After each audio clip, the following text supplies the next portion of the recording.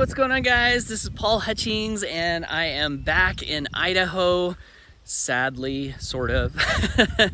Maui was hard to leave, but I'm excited to be back, and I wanted to share with you just a quick little video clip from one of the places that we went while we were in Maui that is pretty cool. It's got a quick history lesson, and there's also a great leadership lesson that's at the end that I think can be really applicable to you if you're doing anything that involves uniting people, building community, unity, which, by the way, if you're building a business from home, is super, super important. So here's the clip. The Lau Valley Monument in Maui, and there's a huge stone. Oh, there we go.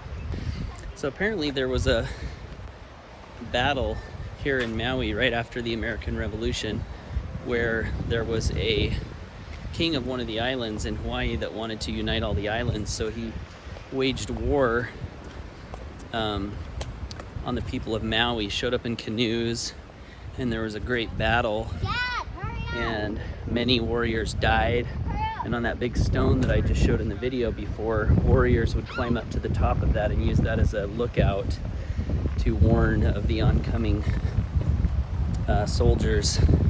And the story said that the women and children witnessed a great slaughter. Many died on both sides, so much so that the streams were filled with the bodies of the fallen. And it's crazy to think how much blood has been shed throughout the world, and that was happening shortly after the American Revolution. All right, thanks for watching, and here's the insight. So as soon as I click stop on that video, I realized something.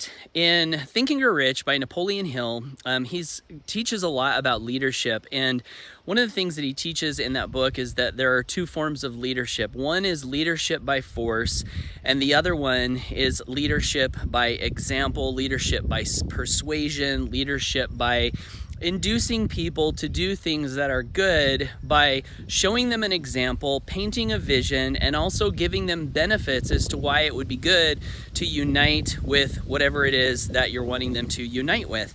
And as I reflected on this story of Kamehameha, King Kamehameha, and how he conquered Maui because he wanted to unite the islands, that was his goal. He wanted to unite the islands, but the way he did it was he went to war with them, and he caused destruction and devastation and death and blood filling the streams. That was one of the things that I learned while I was there, is that when the women and children were watching the battle, there were so many bodies that filled that stream that the water actually stopped running, and the water that they could see was filled with blood. And this has been the story all throughout history. When people want to unite groups of people, usually the default choice is leadership by force. But that's not the only way to unite people. If you will have a vision, and if you will learn to paint benefits for people and inspire them as to where they can go and where you and they can go together if you work together, I found this is a great way to unite people, and it's a much better way, in my opinion. I would prefer that people are united and good things accomplished, and power created in a good way where people are all uniting of their own free will and choice because a leader has come along and painted a good vision. So that's the lesson. I wanted to share it. Thanks for tuning in, and hopefully I'll be sharing more content from Maui that has educational, inspirational, and leadership lessons that can help you achieve your purpose in life, whatever that is. All right, thanks for tuning in. Take care, and bye for now.